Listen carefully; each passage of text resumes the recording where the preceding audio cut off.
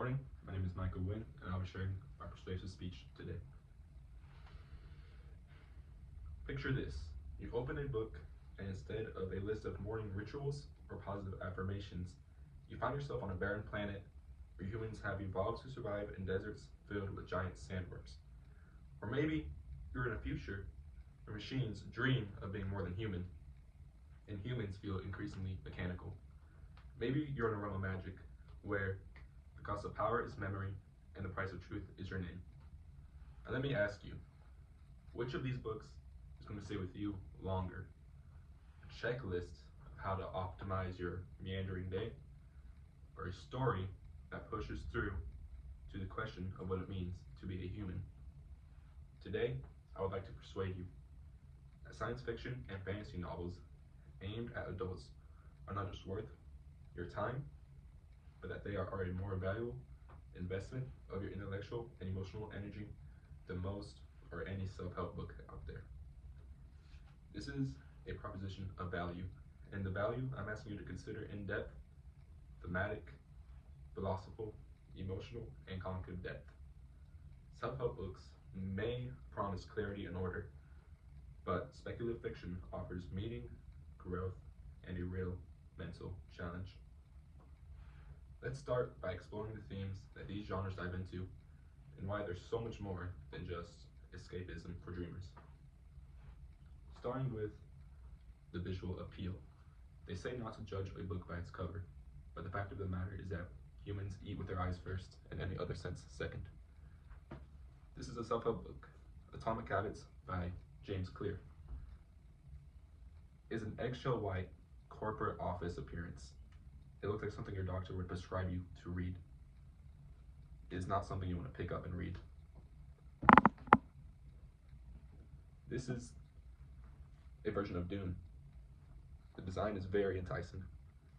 It's something you would like to get lost in, I would argue.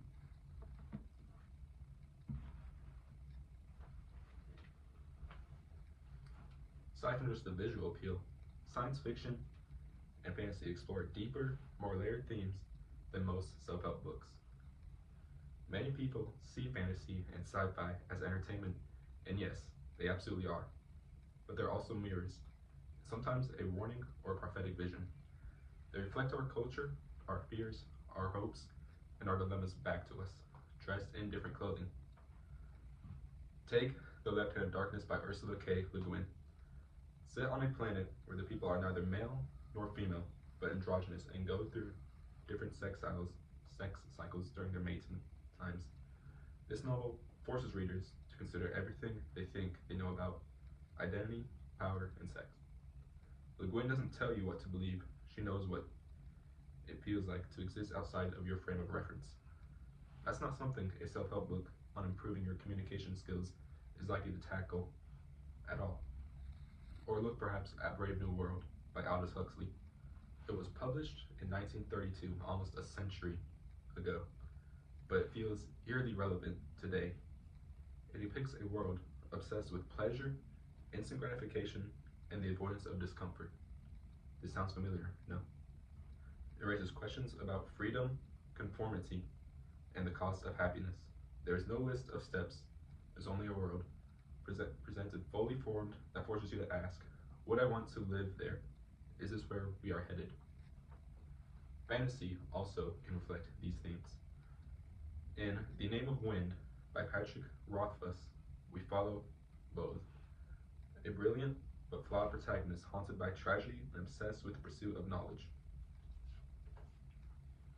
The book examines how stories are told, how memory is shaped, and how power often hides behind a myth. It's an introspective journey disguised as a coming-of-age fantasy. And the Broken Earth trilogy by N.K. Jemisin, it uses apocalyptic fantasy to explore systematic oppression, generational trauma, and environmental collapse.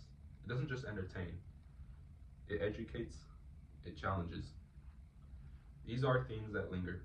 They don't tell you what to think, they invite you to wrestle with the ideas on your own terms. Compare that to many self-help books, which are often centered on formulas. Step 1, Step 2, Step 3. There's a little ambiguity. There's There is rarely discomfort, but often requires both.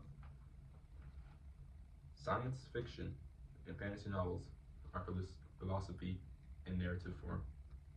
Beyond theme, speculative fiction forces you to engage with deep philosophical questions.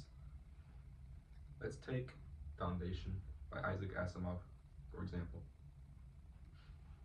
It's not just about the fall of a huge galactic empire. It introduces a fictional science called psychohistory, a new concept, a blend of mathematics, sociology, and history that predicts the future behavior of large populations. This raises the question, are we truly free?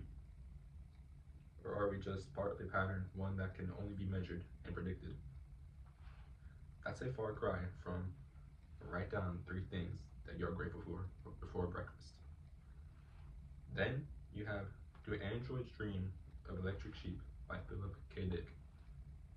If a machine has feelings and a human does not, what makes someone human? Where do we draw the line? In the age of artificial intelligence, these are no longer abstract questions, they are urgent. You have books like The Dispossessed, another Le Guin masterpiece, which compares a capitalist society with an anarchist one, not through a lecture, but through a deeply personal and often heartbreaking story of idealists, physicists torn between 2 worlds. These novels are not passive reading experiences, they are intellectual workouts. They stimulate critical thinking and they foster imagination as a mode of inquiry. At the end of the day, you read what you enjoy and you will steer away from that which you do not like. However, one form of this motive can be to enjoy and to consume philosophical and motivational ideas. And this can be consumed through science fiction and fantasy. And you can also read the self-help books that you would not, more than likely, not be motivated to consume and are proven to not last forever. Thank you. This has been my persuasive speech.